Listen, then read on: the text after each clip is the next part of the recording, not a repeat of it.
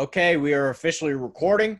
Welcome back to the Vendetta Sports Fantasy Show. I believe this is episode 7. We have the three guys again, Alex Chick, Scott Logush, myself, Trey Daubert. Today is Thursday, June 18th. We're recording this at night.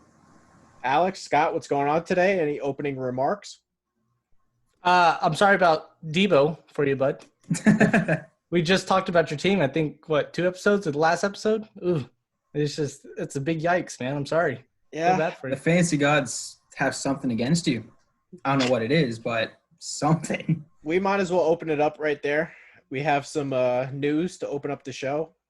Deebo Samuel decides to break his foot, and I said it when Dalvin Cook decided to hold out.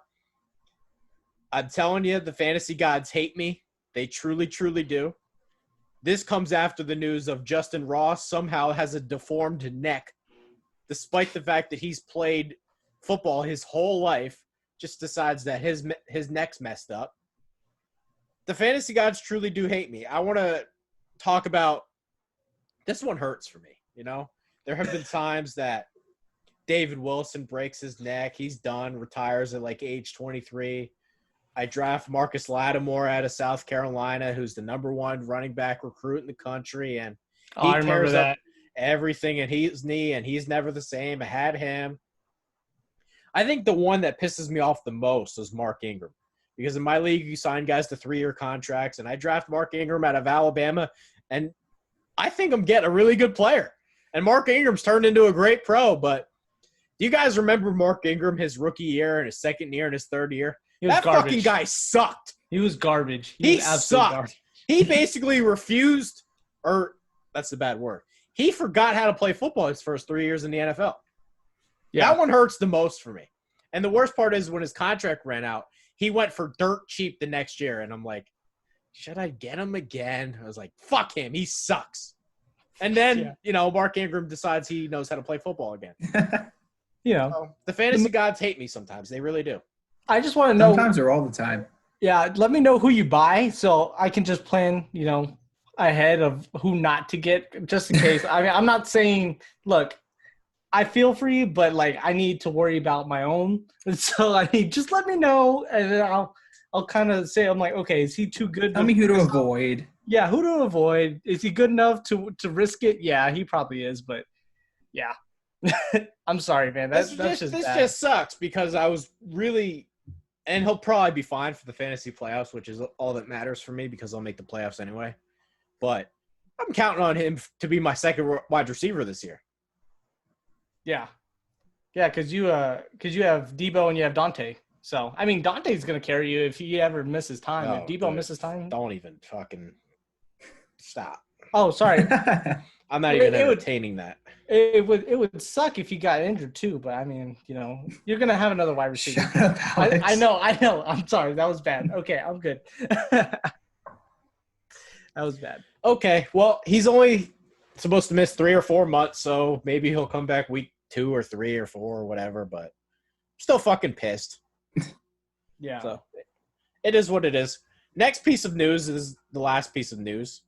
Darren Waller says the Raiders will have a top 5 offense this year. Raiders could have a top 5. Could. But I know he's trying to support his guys. I do, but man, that's lofty. That's hefty. I don't even agree with that, and I'm the biggest Raiders fan you could probably find. I don't agree with it. I think the Raiders could have a top 10 offense, but I don't even think they get near 5. That's a little outlandish for me, and that's too much. That's elite category, and I can't put him in that elite category. I can't. Scott? This is like the Matt Ryan, Hayden Hurst is amazing. It's bullshit. It's not going to happen. I'm sorry. I know they've added pieces, but when you have Derek Carr as your quarterback, I cannot see you having a top 5 offense. Who did he throw to? Who did he throw to last year? You can't just say because of Derek Carr. I can understand if you're criticizing the whole offense, but Derek Carr, what the fuck did he do? He's got nobody to throw to half the time. This is the first year he'll actually have people to throw to, except for Amari Cooper and Michael Crabtree, which he had almost an MVP caliber season. So it's like you give guy weapons. He did. He got injured in week 16, asshole. And so, but no, don't get me started on that. I mean, if you give him weapons, I feel like you're already started. He can throw to people. He just needs the weapons. I think it's less bullshit than the Hayden Hurst thing. Like, that's just not It's not real. as bad as that. Yeah, but I don't know. I think he's sticking up for his guys. He's excited about the new pieces. Will they have a top 5 offense? I mean, probably Absolutely not. But no, it's something. He's excited. I'm excited. I mean, hell, He's I'm tingling excited. down there a little bit. Yeah, it's a hefty goal, that's for sure. I don't think it's gonna happen, but I am excited. But top 5 is, if he said top 10, I don't think anyone had what it said. Really, Waller top 5. I think if he said top 10, I think no one would really. Oh yeah. I mean, I don't think anyone would be that mad about it, but top 5 is just like, ugh. Top 10, I'd be like, okay, that's believable. It's believable. Yeah, that's definitely believable, but I don't know. All right, next segment here, and again, make sure to follow Chicks Tape Pod. He claims that an episode's coming. Allegedly. I've talked to you guys about doing an episode. It's coming. Trust me, it's coming. Hey. Listen, I take it like some of the people that join our site to write. I believe it when I see it. We have like 70 deactivated Slack accounts. So you know what's funny? Some of the guys are not even gonna hear that part, and so that's like, I know it's bad. And Scott Logush, Logush52, myself, Trey Daubert, media_vendetta on Twitter, and hit that subscribe button on YouTube. We get 1,000, not 1,000. Let's get 100 subscribers. Right? We get 100 subscribers, we'll really kick up the episodes here. Yeah, relax, Darren Waller saying top 5. Relax, bud. Yeah. Let's get 100. I think we can do that. I think we could. We could realistically do that. 23 more. It's easy. 23 more. Yeah, it's easy. I think I think you're right. Yeah. So this topic is best waiver system, and most systems just go 1 to 10 or 12 or however many teams in your league. But I wanted to talk about the bidding for free agent systems, and even those losers that do snake drafts, they should do waiver wire systems where you have a budget, because I don't think it's right that you constantly reward the bad teams. Even the losers that do snake drafts, implement a free agent bidding system in your league that allows all of the teams to bid, and maybe you give each team $100 or whatever it is, that those teams get to use that money to bid on free agents, and the high bid gets the player. What do you guys think about that? That's fine. I'm one of those losers that play snake drafts anyway. So the only problem I have with that is, everyone involved has to be willing to do that. I mean, most of the time people are just kind of casuals and like, yeah, it's fun to do. They just kind of like, go and do it. But you got to get everyone involved to do that. I think it's a good idea. I mean, bidding regardless for players. I mean, if you got the most budget, and your team's already doing well, you drafted well, then you know what, you should be able to get more if you have the budget for it. I feel it's one of those things where it's like you want to give the budget because you want to reward teams who are good with, if it's an auction draft, good with their salary cap, good with prices, good at roster management that way. And you want to be able to reward them for being good in that aspect. You don't want to be like, oh, your team sucked. Take whoever the hell you want. Same price, doesn't matter. It just doesn't work like that. That doesn't make sense to me. And you obviously need the right players in the league to be able to do a capped budget waiver wire. But if you can get the right people, definitely do it. I just think it's a cool wrinkle because let's say you really want a free agent. Like, you really want him. Nothing's stopping you from going out there and throwing $60 on a guy, and you'll probably win the bid. But I think it just adds another element. Like, with waiver wires, there's just some guys you're going to miss out on. Yeah. Are you going to take care of that dog or what the hell? I don't know. What's going on there? I don't know what she's doing. She's like over here and she's like scratching. I keep looking at her like, bro, you see I'm doing something? You mind? Yeah, I think she's done. I don't know what she's doing now. I think she's trying to find somewhere to lay down. But she was like scratching her ear forever. I was like, bro, relax. Like, we're just chilling in here. It was she wouldn't bark out there at the other dog. I brought her in here, and it's a double-edged sword. I can't win. Okay. I think she's good now. Well, anyway, for the people that do auction drafts, this is the way to go because all of the trades are basically you got to fit everything under the budget. Plus, you only get that amount of money to spend on your roster for the draft and for free agents. So I think the free agent waiver wires, even if you're a loser that does snake draft, just add in the bidding. Oh, we could do that for our league, Trey. I mean, I don't know. We're doing an auction. Okay. We're We're making it work. We're gonna make it work. Make Okay, it work. that's fine. We I can think just do a Zoom meeting. Just do a big ass Zoom meeting. Yeah, but We I was a could. little concerned that people would just talk over each other. But I think we don't have enough people, and it'll work. Hey, you know what? If you're talking How many about me, people do we I have? will definitely do that. I will definitely talk over anybody. So, yeah, you're probably talking You'll about. definitely be that asshole. Yeah, that's me. You know, I was like, no. I said I wanted him. We'll figure it out. Might have to get an auctioneer somehow, but Yeah. we'll figure it out. All right, next segment here might be a little bit of a shorter show, but golden rules for fantasy, and every person has them. Rules that you stick by to when you're drafting. We're gonna go with 2 for each person. I will start it off here. Why not? My golden rule number 1 is I do not like drafting running backs on bad teams. And the reason why is because I like to go by game flow, and running backs that are bad teams, especially ones that can't catch passes, the game just does not work in your favor. You're down in the fourth quarter, down 17. You're going to have to throw the ball, and that means less carries, which is why I won't draft Barkley because he's on the Giants, and I won't draft Fournette because he's on the Jaguars, and I won't draft bad running backs and not bad teams. Running backs on bad teams. There we go. I will not do it. Do Yeah. you guys have a response to that? That's fair. I was actually thinking about that. That was going to be my golden rule, but then I was like, you know what? I feel like that's too easy. I'm not going to do that one. I think someone else is going to. I think honestly, I thought you were going to say that, so I was like, you know what? I need to do another one. But that's actually completely fair. And I was thinking about Fournette, and I was like, we were talking about what are we going to do with him. The more I think about it, the more I just do not like him. I mean, I don't even think he'll be that good this year. I'm just every time I think about him, like Fournette, I'm like, nope, I'm not gonna do it. Fournette's gonna be out for me. I agree with this, and if you don't mind, I'll go with mine because this kind of ties into my rule. I like to draft quarterbacks that have a shitty defense because if that quarterback has a shitty defense, they're going to be in a lot of shootouts. They're going to be throwing the ball all over the place. More yards, more touchdowns. Yes, there's an added risk of more interceptions, but if you go 1 touchdown, 1 interception, you're still gaining points, so I don't see that as that big of a factor. Jameis Winston, who threw 30 interceptions, was a top 5 fantasy quarterback. So don't give me that, interceptions, big turnoff. They're not. And so draft quarterback if they have average, below average to just dog shit defense. I think the perfect example of this is Matt Ryan, who's not a quarterback that you would say, God, I gotta have Matt Ryan.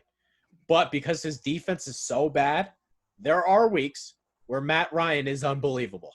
Because the Falcons are in those games where they're, 35, 38, and comes down to the wire, and Matt Ryan has 4 touchdowns. And you're like, how the fuck did Matt Ryan have 4 touchdowns? But his defense is so bad that there are weeks that happens. So I think Matt Ryan's a perfect example for what you're talking about. Yeah. That was like the first 8 weeks last year. The Falcons' defense was literally dog shit, and then they said, "Oh, Dan Quinn, if you don't fucking start winning games, you're gonna get fired." And then the defense started showing up. It was the most bizarre thing I've ever seen. But Matt Ryan is, yeah. Plus, he's got Julio Jones, so I mean, you can't really go bad with that. That's definitely one that's a good golden rule because a lot of people don't factor that in. What's the defense like for your guy? I think people need to consider that more for sure. Alex, golden rule number 1 for you. What is it? Mine is don't draft running back tandems. I can't stand it. I hate it. I will not do it. I mean, I did that one year, and I just it pissed me off. And I'm like, I'm never gonna do that again because it just irritated the hell out of you. And sometimes drafting in tandems or running back committees, it works out for you. I mean, Mostert is one of those examples, but I mean, I just won't do it. I won't put myself to that risk. I mean, you got to think the Broncos got Melvin Gordon and Philip Lindsay, both undraftable. Not drafting any of those guys. I won't draft any from the 49ers, even though Mostert's doing well, and he might, get more carries than all the other guys. Won't do it. The Rams, I'm not drafting any running back from the Rams. I'm not doing any of those guys. Fuck those guys. I don't like tandems. I don't like running back committees. They're bad for fantasy. Get the fuck out of my place. But that's Who hurt you? well, I can't remember who it hurt, but he's out of my mind now. It's out of sight, out of mind. He made me mad. Damn running back committees and shit. Well, here's my question for you, though. When I look at all of the teams in the NFL, okay, maybe Lev Bell will be the main guy. Okay, maybe Joe Mixon will be the main guy. Derrick Henry. I'm scrolling through the rosters right now. Zeke Elliott, that's 4. Barkley is 5. Dalvin Cook, 6. Christian McCaffrey, 7. Kenyon Drake, 8. I'm counting 8 total running backs who aren't in committees. Yep. What happens when those 8 are gone? You're just like, I'm not drafting a running back. I'll start a bye. Oh no, you got it. I mean, but still, fuck it. My whole thing is I'm gonna get my running backs as soon as I can. There's plenty of fucking wide receivers that can catch, but running backs is such there's so many like not those guys that just have a single workload that if I don't get my running backs, I'm gonna be like, well, fuck, we're gonna have to start figuring out what the hell we're gonna do because it's gonna be a bad year then. But here's the greatest thing for you, Alex.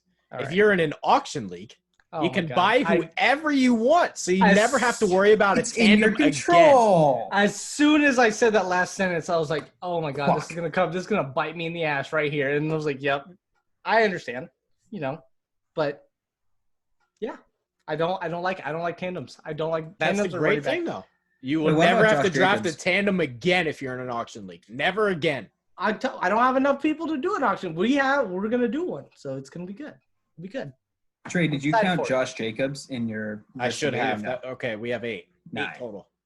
Eh, 9. No, 9. I don't think he'll get that many carries. He'll get most of the workload, but I don't know how they're gonna use him with.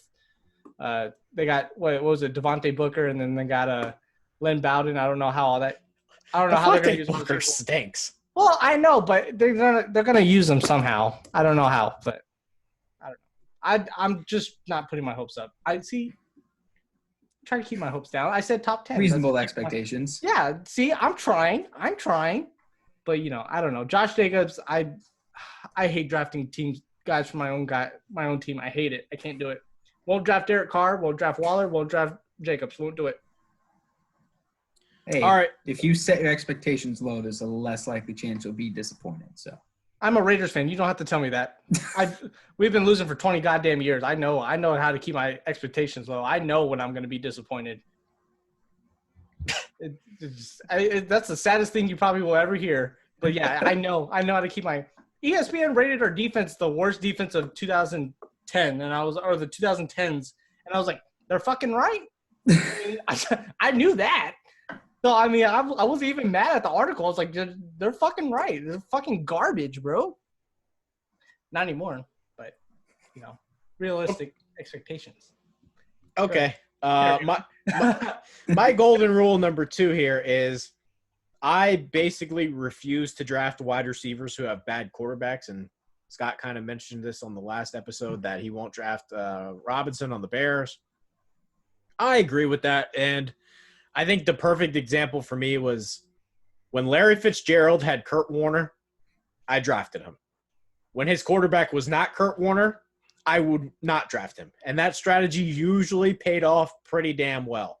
There are exceptions. Allen Robinson was good last year. It happens. But for the most part, I think this is a good rule to have. Bad quarterbacks just don't equal success when it comes to wide receivers. Now, bad defenses help this. But you can go down the list. When DeAndre Hopkins had TJ Yates, he just wasn't nearly as good as you hoped he would be in fantasy. Yeah. I don't know. There are a couple exceptions. I drafted Larry Fitzgerald one year, and I was pissed because he was garbage that year. And I think it was my second round pick, and that was the same year I drafted Le'Veon Bell. Yeah, I drafted Le'Veon Bell 1, and then I went and got Larry Fitzgerald 2nd. And so, they were both garbage, and I was like, okay, I'm losing. This is not going to work. Yeah. You're just that guy sitting in a burning house. He's like, yeah, this is fine. This is fine. It's fine. It's fine. But no, I could see that. It's definitely a 50-50 risk and reward, I feel like. Any other comments here? I agree. Nope. Okay. That's about it. Good on you, Scott. I'll never draft Odell Beckham, I'll tell you that. I'm not drafting. Well, that goes into my next point, actually. Why I'm Go not ahead then. What is it? I don't like multiple talented receivers. I don't like drafting from multiple talented receivers, just because targets and most of that's targets, but it's unpredictable. That was like Michael Godwin and Mike Evans. Hated it. Would not draft any of them. Both of them were awesome, regardless of really who you had. That's because but still, I just didn't like it.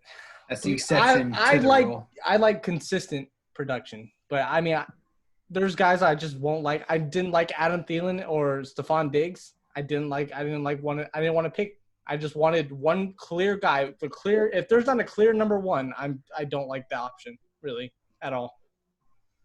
So like for Odell and Jarvis Landry, there's not a clear option for me. I don't like it. I'm not gonna pick either of them. Scott, you have any comment there? I understand where you're coming from, mainly because if you have a good wide receiver core or just receiving core in general, they're going to take targets away from each other. They're going to take catches, yards, and touchdowns away from each other. And so ultimately, all players involved, except maybe the quarterback, will be less productive as a result. That goes for tight ends too. Like I don't like Darren Waller this year. That's why I said receiving core. Oh, there you go. I see. I didn't hear that. My bad. I don't know. I think it's something you got to pay attention to, but at the same time, I don't really care about this one as much. Juju Smith-Schuster is a great example of this. He was better when Antonio Brown was on the field. Without Antonio Brown, he took a real step back. So I think you can look at it both ways. I think Calvin Ridley, I feel a lot better about Calvin Ridley that Julio Jones is on the field. Well, yeah, but they're not on the same level. That's what I'm saying. If there's no clear number one seat, Antonio Brown was a clear number one. Julio Jones is a clear number one. And drafting the number two to a top wide receiver and a clear number one, then yeah, that's, you're usually going to get some good production out of it. But for I'm just going to keep using Odell and Jarvis Landry because I don't like either of them. But I mean, I can't really separate them two about who's going to get more targets, who's going to get, more yards, more touchdowns. And I don't like either of them because they're going to take away from each other. Scott, last rule for you. So my last rule is I'm not going to draft a quarterback who has a bad offensive line and consistently plays good defensive fronts. For instance, I'm not going to touch Joe. Like if I have a choice, I'm not going to take Joe Burrow because that Bengals line is pretty bad, and they play the Browns, the Ravens, and the Steelers 6 times. Like they have 6 games against those defensive fronts. What about Deshaun Watson? Are you going to touch Deshaun Watson? But if the quarterback can't overcome it, like a Joe Burrow, I don't think he can overcome that terrible of an offensive line. I'm not going to touch him. Russell Wilson, he's been overcoming it for years. Deshaun Watson, he's overcome it multiple times. But if they haven't proven that they can overcome it, I'm not touching them. Okay, that's fair. How about Jared Goff? Fuck that guy. I'm not touching him because he hasn't proven that he can overcome a bad offensive line. Garbage. No, he's just bad. He's garbage. Sean McVay is literally putting him on a pedestal just because Sean McVay's a genius. Just like, hey, throw to this guy. Give me some. Don't worry. Give me some offensive lines. Some more examples of players that you wouldn't touch because the offensive line's bad, and I think a lot of fans don't pay attention to what the offensive lines look like. So provide some examples. Do you have any? What about mainly the Bengals, the Rams, the Bears, the Jags? How's the Eagles' offensive line? I don't know. It's actually it's a good offensive line. They have good center, good right tackle. Left tackle is a bit of a question mark. Right guard is a major question mark right now. And left guard is about average to below average. But overall, it's a good offensive line. What about Sam Darnold? The thing that goes without saying, also the fact that Adam Gase and the whole Jets organization has failed to surround him with enough talent so that he's able to succeed. I feel bad, man, because that guy, he's actually a good quarterback. And I think he gets a lot of flack because the Jets are just so structurally bad, but he's a good quarterback. Well, that's another case of like the quarterback's good, but he's not going to succeed because everything around him is just dog shit. There's only a select few quarterbacks that are able to overcome situations like that. And that's also why, I'm not going to touch Ryan Fitzpatrick, and I don't know about Tua mainly because that Dolphins offensive line is not very good. I'm with you. Darnold, I mean, I don't think a quarterback has had less help since Andrew Luck in the Colts, but like back in the day. Man, I felt bad for Andrew Luck. That's why he retired early. You know what? Stafford's just now. I mean, he had Calvin Johnson, but other than Calvin Johnson, that team was dog shit for a while. Yep. I mean, the Lions are a little bit better now, but they're still not that good. But. Yeah, well, the thing with Calvin Johnson is one of those things like, fuck it, 2 seconds, oh shit, someone's in my face. I can just throw it up to that guy who's going to catch it. He doesn't have that player anymore. Hell yeah, man. Oh, we miss Calvin Johnson. Megatron. I miss Megatron. What a fucking name. What a fucking nickname, man. Megatron. Could you imagine that? Holy shit.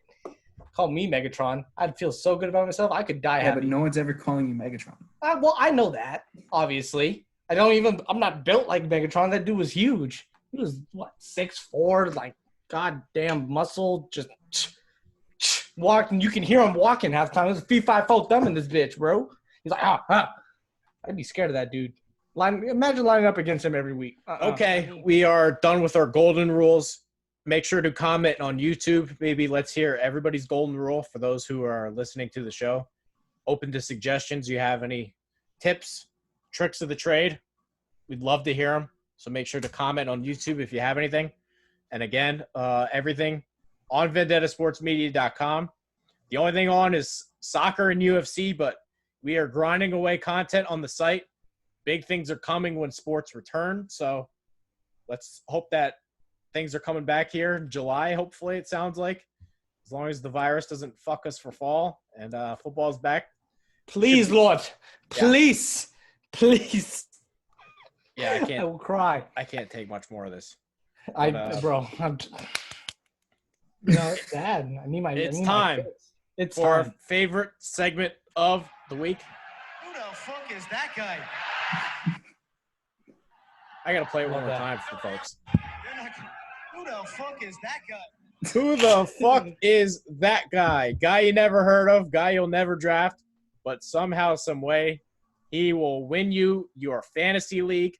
Alex, take it away. What do you have? I have Khalif Raymond from the Titans. We've been saying our episode after episode, almost every. Hold on, what's his name? Khalif Raymond. You sure he plays for the Titans? I thought he did. What team does he play for? How do you spell his first name? I might be wrong here, guys. Kalif. Okay, you're good. Never mind. Okay. Oh, there's a guy the Bucks drafted this year named Calais Raymond. Oh, no. No, this guy's undrafted. He went undrafted. Okay. Good. Well, I don't think it was this year. I think it was last year or a couple years ago. But yeah, Khalif Raymond. Oh my God, you scared me. I gotta get. He plays on the Titans. We've talked about AJ Brown. He's the kick returner. Is he? I think he might be. He's 5'9", so it wouldn't surprise me. He's 180 pounds. I wasn't surprised. He's probably a fast little guy. Okay. So that's probably fair. But we talked about AJ Brown. I mean, he's the only guy that can throw to. What if he goes down? You got Corey Davis and Adam Humphries. How confident are you in that? And so, I mean, if A.J. Brown supposedly went down, then Khalif Raymond just might go in there and just be a speedster and get a lot of yards, maybe get a touchdown or two. You never know. He might win you a league if A.J. Brown goes down. Scott, did you know who that was? Oh, fuck. He didn't know. All right, good. We're still good. I've been doing better since my first time kerfuffle. You see, that first one set the bar so low you couldn't possibly do worse. Exactly. So it's like we're good now. I've tested the waters and we're good. Scott, go ahead. Receiver. So my pick is Jaden Graham.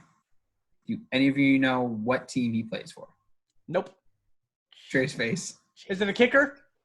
Nope, not a kicker. Is he on the Steelers? Damn. Nope. I don't know. Jaden Graham. That's not a real person. Jaeden Graham. That's not a real person. That's a real person. Wow. Okay, let's hear it. Tight end for the Atlanta Falcons. Who's What an college? Yale. Wow. I like Wow. it. Oh, yep, I got it Undrafted right here. free agent 2 years ago. And the idea behind this is that they're going to realize Hayden Hurst is dog shit, and they're going to start Graham. And I believe it was week 13 versus Saints. He had 4 catches for 41 yards and a touchdown, leading to around 10 fantasy points. So if something like that happens again late in the season, he could win you your league. That's Like fair. these two, Trey didn't even hear of him. That's how you Wow. know no one has any clue who he is. Tight end from Yale. Yep. I like it. Yale.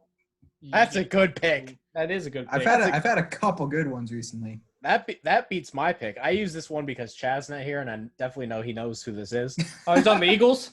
I guess I shouldn't have said that. He is Yeah. on the Eagles. I got it, guys. I know where he's from. My pick this week is Elijah Holyfield. Have you heard of he's him? not. That's a running back. He's He's a running back. Yeah, He- he's a, It was Go a ahead. little bit of a weaker pick for me. That's fine.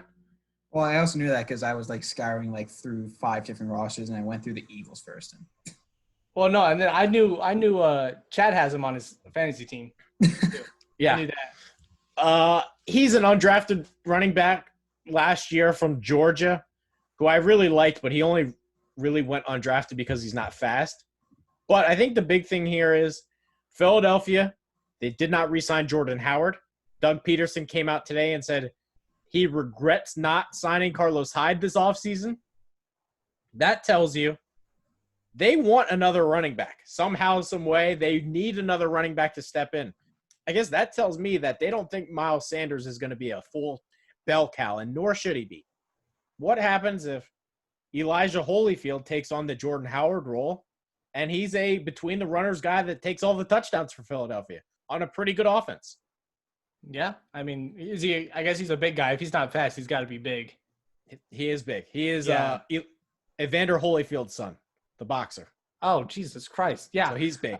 he's a big guy. Then I mean, hell, they're gonna put him in a lot of goal line situations and just might give him the ball, and that's touchdowns. I mean, they're 8 in your league, 6 in most other leagues. So I mean, 6 points easy, just for and you can get say he gets 2 touchdowns. That's 12 points off of just 2 touchdowns, maybe 2 carries and 2 touchdowns.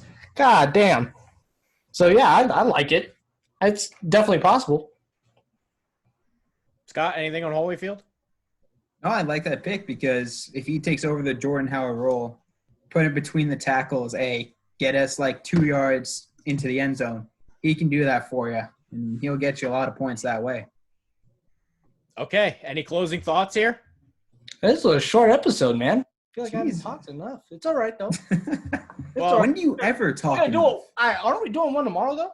Wait. When do I never talk enough? I never talk enough, honestly. So I kept it That's a a little scary short thing. here because we are doing one tomorrow, and we're going to have a great show for tomorrow. Bringing Chad back. Bringing Chad back for tomorrow is going to be a really good one. A really All right. good show. This idea I think I have is really, really good and funny. Plus, I am going on vacation here shortly, so you will either have to record a show without me, or we will just, extend it a little bit, and I'll post it on Monday or whatever. So we will We'll have see. another show tomorrow. we'll see what we got. We'll see. We'll explore our options. But yeah, Yeah. excited for tomorrow then. All right, that does it. Thank you guys for watching. Hit that damn subscribe button. I want 100 subscribers. The sooner that happens, the more shows you will get. Thank you guys. Hit the subscribe button. Visit vendettasportsmedia.com. That'll do it. Until next time, we'll see you soon.